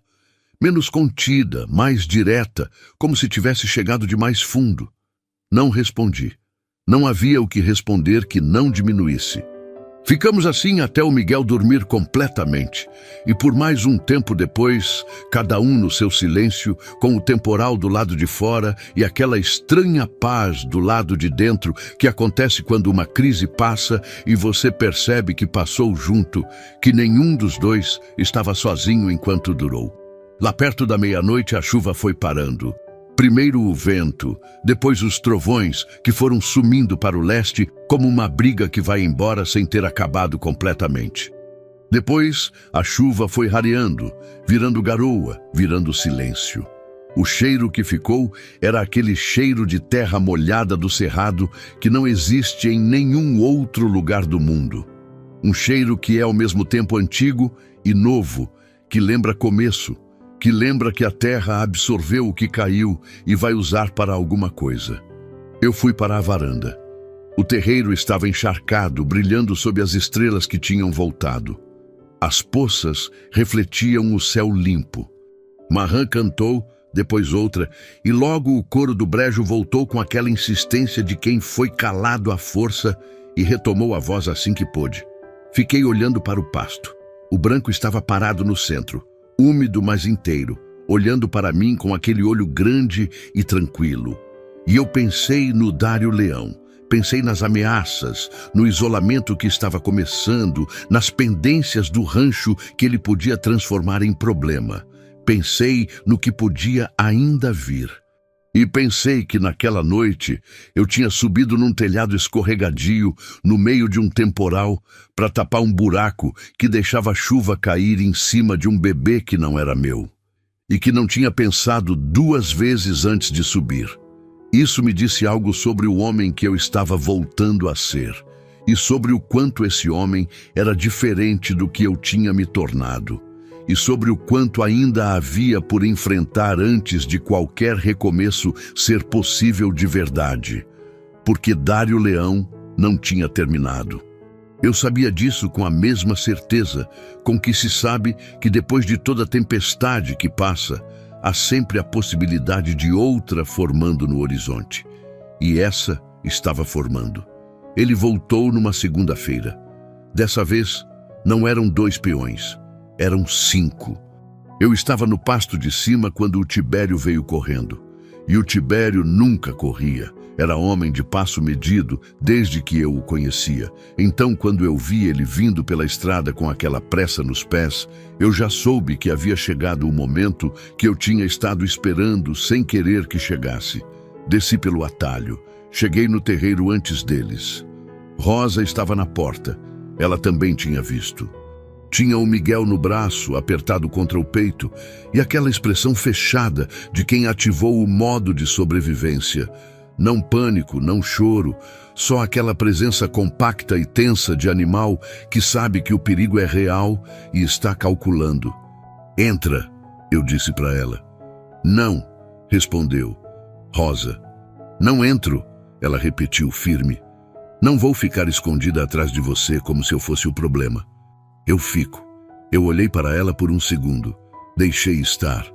Dário entrou pelo portão com aquela mesma postura de sempre, costas retas, passo de quem manda. Mas havia algo diferente dessa vez. Trazia um homem de terno ao lado dele. Não era peão. Era um homem de cidade, de pasta de couro na mão, com aquele jeito de quem foi contratado para dar aparência legal ao que não é necessariamente justo. Pararam a uns 3 metros. Antônio, Dário disse. Trouxe o doutor Humberto. Temos documentação. O homem de terno abriu a pasta. Tirou papéis. Estendeu para mim com aquela eficiência clínica de quem executa e não julga. Eu peguei. Li devagar. Meu coração estava acelerado, mas minha cabeça estava fria. Ou eu precisava que estivesse. Era uma notificação extrajudicial. Alegava que eu estava retendo ilegalmente uma menor de idade. Rosa tinha 22 anos, mas Dário tinha conseguido algum argumento jurídico torto baseado numa tutela antiga que ele dizia ainda ter validade. Era frágil, eu percebi. O tipo de documento construído para assustar, não para resistir à contestação real. Mas em cidade pequena, com cartório alinhado e juiz que joga golfe com o interessado, papel frágil pode virar parede. Havia também uma segunda folha. Essa era sobre o rancho, uma notificação de irregularidade na escritura. Real, infelizmente, porque eu sabia daquela pendência fazia anos e nunca tinha resolvido. Ele tinha ido ao cartório, tinha levantado o que precisava e tinha transformado minha negligência em arma. Eu devolvi os papéis. Isso não tem sustentação, eu disse. Talvez não. O doutor Humberto respondeu com aquela neutralidade ensaiada de advogado que sabe que está vendendo fumaça, mas foi pago para vendê-la bem. Mas vai demorar. E durante o processo, a situação da propriedade fica suspensa. Financiamento bloqueado, transferência bloqueada, qualquer negociação fica impedida até resolução judicial. Quanto tempo?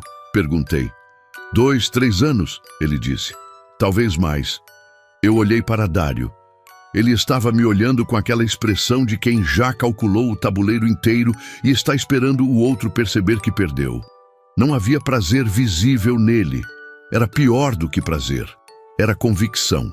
Ele genuinamente acreditava que estava certo, que a filha era propriedade sua para recolher, que eu era obstáculo para remover, que o mundo funcionava por hierarquia e ele estava no topo da que importava.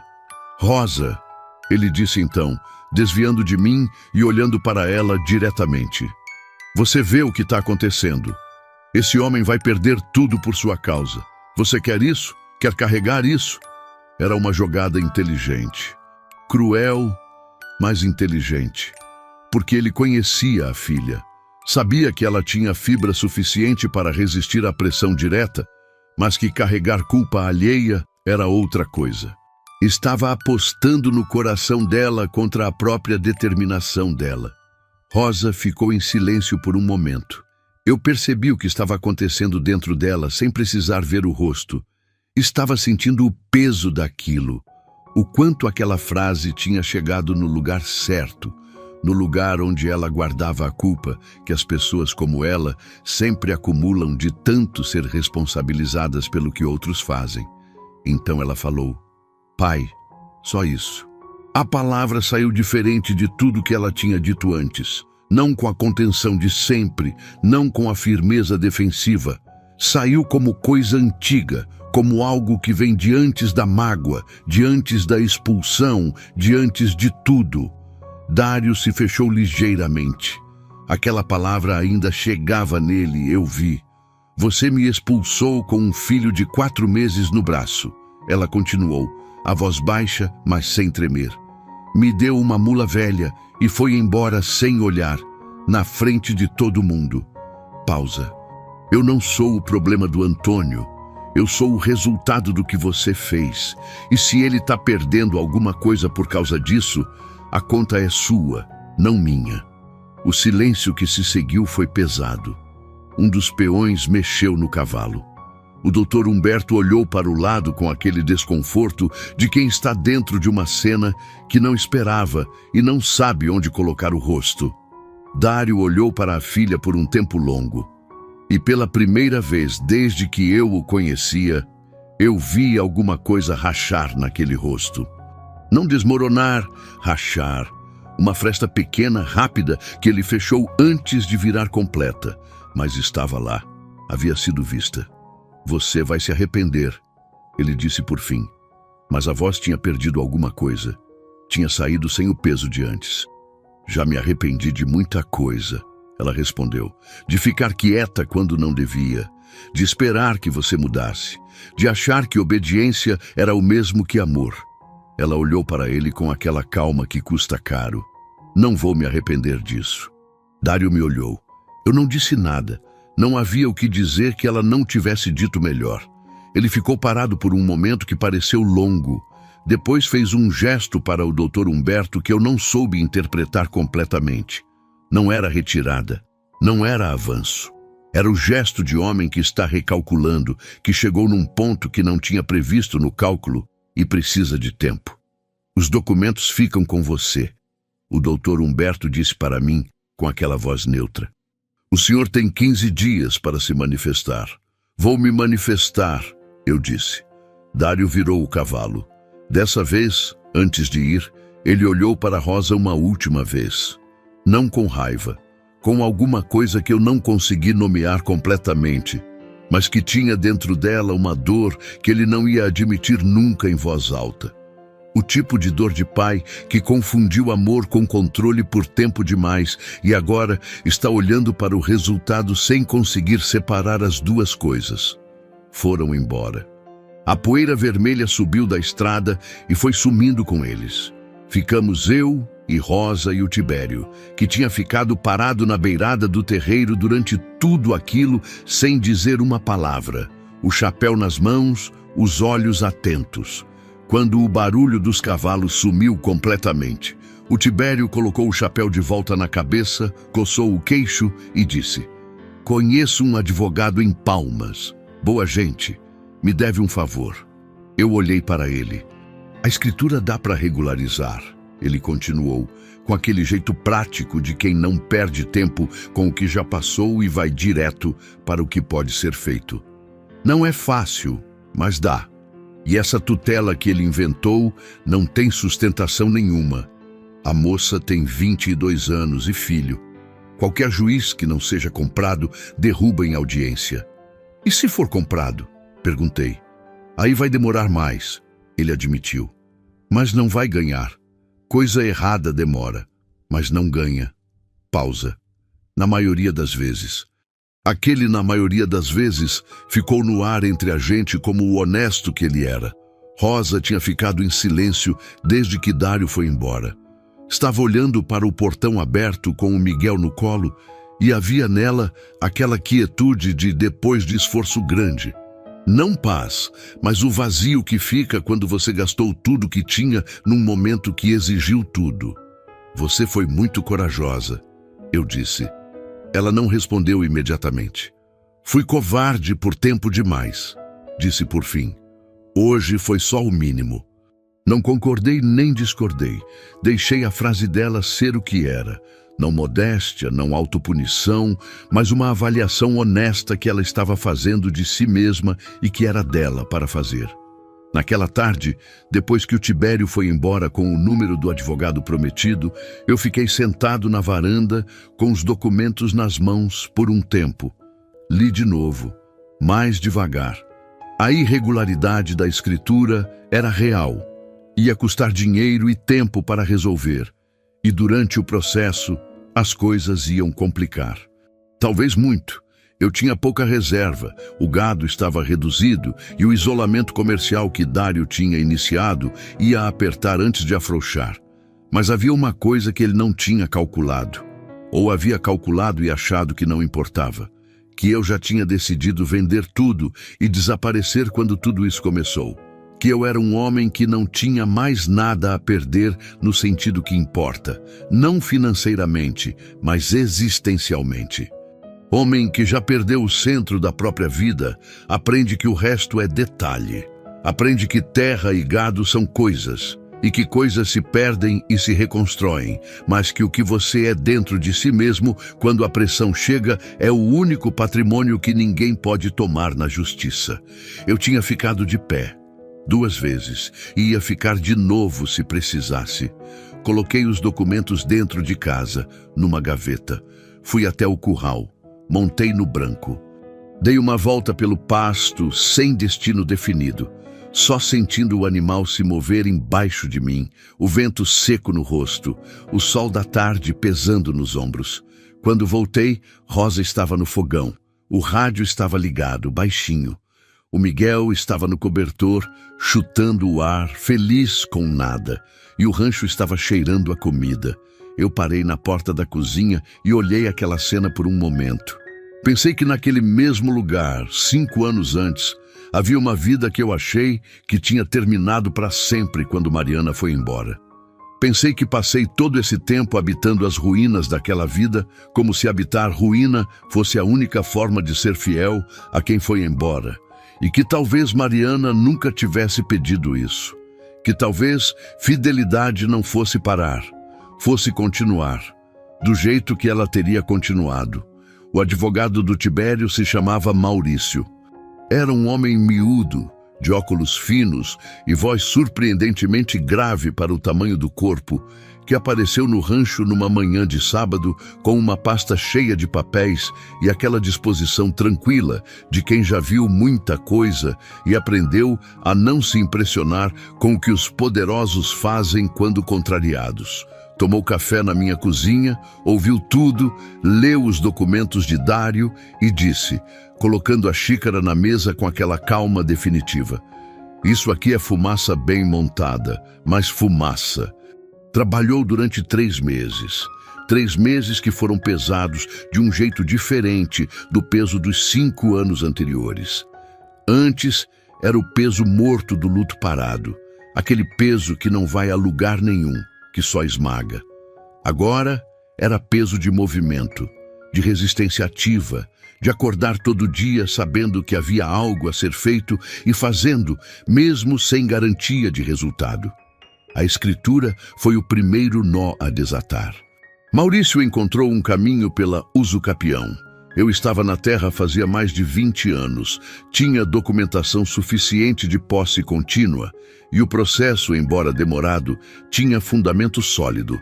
O cartório da cidade tentou criar obstáculo, como Dário tinha prometido que criaria. Maurício foi ao cartório de outra comarca. O que podia ser travado localmente, ele desenrolou regionalmente. Era um homem que conhecia os caminhos, porque tinha aprendido que os caminhos frontais nem sempre são os mais rápidos.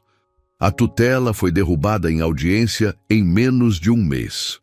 O juiz, que não jogava golfe com Dário, olhou para os documentos, olhou para Rosa e disse com aquela secura judicial que às vezes é a coisa mais justa do mundo que não havia base legal alguma para a alegação, que uma mulher de 22 anos com filho não estava sob tutela de ninguém e que a notificação extrajudicial era nula. Dário não apareceu na audiência. Mandou o doutor Humberto, que saiu de lá com aquela expressão de quem sabia desde o começo que ia ser assim, mas foi pago para tentar. Naquela noite, quando Maurício me ligou com o resultado, eu estava no terreiro consertando um mourão. Desliguei o telefone, fiquei parado por um momento com o martelo na mão, o sol descendo no horizonte, o branco me olhando da cerca com aquela paciência de sempre. Não comemorei de nenhum jeito especial. Só respirei fundo e voltei a bater o mourão. O isolamento comercial que Dário tinha armado foi cedendo aos poucos, não de uma vez, mas com aquela lentidão de coisa que perde sustentação gradualmente. O seu Fausto da agropecuária foi o primeiro a voltar. Apareceu uma tarde com desculpa de estoque reabastecido, voz levemente constrangida, e eu aceitei a desculpa sem comentário porque era mais útil ter fornecedor do que ter razão. O seu Valmir do açougue voltou a separar a costela. Outros foram voltando também, cada um com seu jeito, cada um com sua desculpa, ou sem desculpa nenhuma, só aparecendo como se o intervalo não tivesse existido. Era o funcionamento natural da cidade pequena. Quando o vento muda, as árvores dobram para o outro lado sem muito alarde. O Tibério observou tudo com aquele silêncio satisfeito de quem não precisa dizer "eu avisei", porque a realidade já disse por ele. Dário Leão não apareceu mais no rancho. Eu ouvia notícias dele pela cidade, que estava com saúde debilitada, que tinha vendido parte das terras, que os filhos homens tinham tomado mais espaço nas decisões da fazenda. O tipo de notícia que chega sem ser pedida em cidade pequena, carregada pelos mesmos ventos que carregam tudo. Rosa não perguntava sobre o pai, e eu não trazia. O Miguel aprendeu a sentar sozinho numa manhã de abril. Eu estava na varanda com o café quando ouvi Rosa soltando um barulho, não de susto, mas de espanto feliz. Aquele som específico que sai quando algo acontece que você esperava, mas que ainda assim surpreende quando acontece de verdade. Fui até a sala e vi o Miguel sentado no cobertor, sozinho, com aquela expressão de triunfo absoluto de quem acabou de descobrir uma capacidade nova e não cabe em si de orgulho. Fiquei parado na porta olhando. Rosa estava agachada na frente dele, batendo palma, falando aquelas coisas sem sentido que se fala para bebê que não entende as palavras, mas entende o tom completamente. E o Miguel estava rindo. Um riso de gengiva, aberto, sem reserva. Aquele tipo de alegria que só existe antes de aprender que o mundo às vezes pede para segurar. Eu ri também. Não percebi imediatamente. O riso saiu antes da consciência. Saiu do lugar onde as coisas saem quando não há tempo de filtrar. E quando percebi, fiquei um segundo desorientado, porque fazia tanto tempo que eu não ria assim, com o corpo inteiro, sem motivo elaborado, só porque havia algo alegre acontecendo na minha frente. Rosa me olhou. Havia no olhar dela algo que eu não soube nomear na hora e que só fui entender mais tarde. Não era surpresa exatamente, mas era o registro de algo. Como quando você nota que a luz mudou no quarto e você não sabe precisar quando aconteceu, mas claramente aconteceu. Os meses foram passando com aquela velocidade específica do tempo que tem conteúdo. O tempo vazio que eu vivi por 5 anos parecia não passar. Cada dia era idêntico ao anterior. Cada semana, um eco da semana passada. E o calendário na parede virava uma formalidade sem significado real. O tempo com movimento é diferente. Passa mais rápido e pesa menos. E quando você olha para trás, vê distância percorrida em vez de distância estagnada. A horta cresceu. Rosa tinha um jeito com a terra que eu nunca tinha visto de perto. Não era só técnica, era a atenção. Ela olhava para as plantas como se estivesse ouvindo alguma coisa que elas estavam dizendo e ajustava o que precisava antes que o problema ficasse visível para olho menos treinado. A horta que Mariana tinha plantado e que eu tinha deixado murchar foi voltando, fileira por fileira, e foram aparecendo nela coisas novas, temperos que Rosa conhecia, ervas que eu não sabia o nome, mas que foram entrando nas refeições com aquela naturalidade de coisa que sempre deveria ter estado lá. O gado aumentou. Não muito, mas aumentou. Rosa tinha olho para negócio, eu descobri. Sabia calcular, sabia quando comprar e quando esperar, sabia conversar com o fornecedor sem revelar urgência, que é a habilidade mais importante em qualquer negociação e a mais rara. Eu comecei a consultá-la nas decisões do rancho, não por obrigação, mas porque fazia sentido. Porque ela enxergava ângulos que eu não enxergava, e ignorar isso seria orgulho de homem que prefere estar certo a estar bem. O Tibério a adotou com aquela lealdade silenciosa que ele tinha. Passou a incluí-la naturalmente nas conversas do rancho, a perguntar a opinião dela sobre o pasto, sobre o tempo, sobre os animais. E ela respondia com aquela seriedade direta que ele respeitava, e os dois foram formando aquela parceria de pessoas que não precisam de muita palavra porque falam a mesma língua de trabalho. O rancho foi mudando de dentro para fora, não de um jeito dramático, de um jeito orgânico, gradual, como muda a paisagem quando a chuva volta depois de seca longa. As coisas foram sendo consertadas uma a uma. Não porque houve uma decisão de consertar tudo, mas porque havia gente que se importava com o estado das coisas. E quando tem gente que se importa, o cuidado acontece naturalmente. O telhado foi o primeiro, depois a cerca do pasto norte. Depois a pintura da varanda que Rosa fez numa tarde que eu estava no pasto e que quando eu voltei estava branca. Não o branco desbotado de antes, mas branco de tinta nova, de começo, de superfície que decidiu ser outra coisa.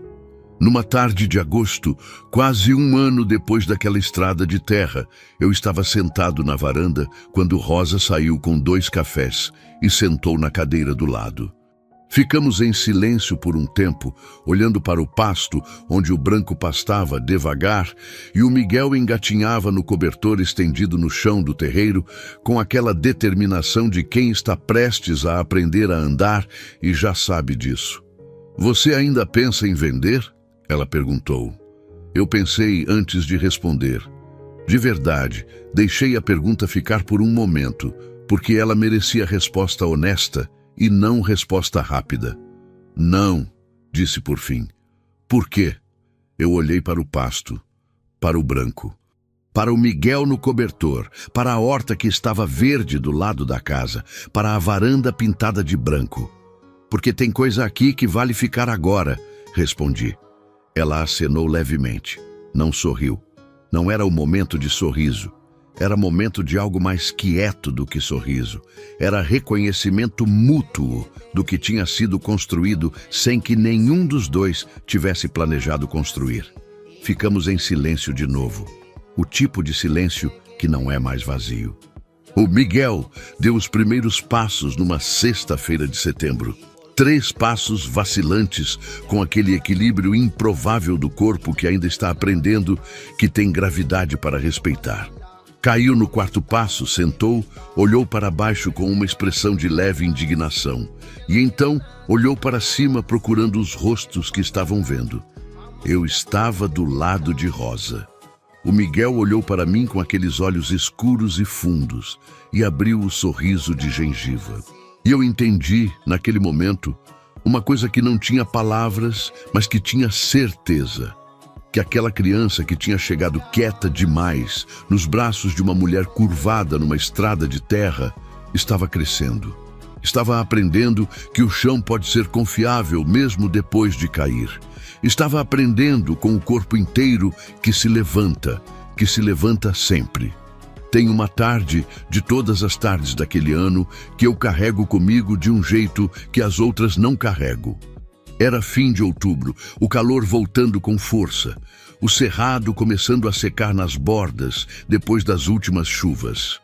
Eu voltava da lida no Branco, pela mesma estrada de terra onde tudo tinha começado, no mesmo horário, com o sol baixo e aquele dourado pesado do Tocantins tingindo tudo. Passei pelo lugar exato onde eu tinha visto Rosa pela primeira vez. Parei o Branco. Fiquei olhando para a estrada vazia por um momento. Pensei no homem que estava montado ali um ano antes, decidido a vender, decidido a desaparecer, tão habituado ao próprio vazio que tinha confundido o vazio com destino, que tinha passado reto na primeira vez, que tinha precisado de um segundo de coragem ou de fraqueza, nunca soube distinguir direito para virar o cavalo. Pensei em Mariana, não com a dor de sempre, com outra coisa. Com aquela saudade que com o tempo vai mudando de natureza, que vai perdendo o gume cortante e ficando mais como presença do que como ausência. Ela estava ali naquela estrada, de alguma forma que eu não sei explicar em palavras, mas que eu sentia no corpo, na decisão que eu tinha tomado, no homem que eu tinha voltado a ser, no rancho que estava vivo de novo. Ela teria voltado, e eu voltei. E isso era a única forma de fidelidade que ainda fazia sentido. O Branco se mexeu sob mim, impaciente com a parada, e eu sorri para ele, para o cavalo, que não entendeu nada, mas que estava lá, branco e quieto e fiel, como sempre tinha estado. Puxei as rédeas devagar e voltei para casa. O portão estava aberto, o terreiro estava varrido. O cheiro de comida vinha da cozinha, o rádio tocava baixinho.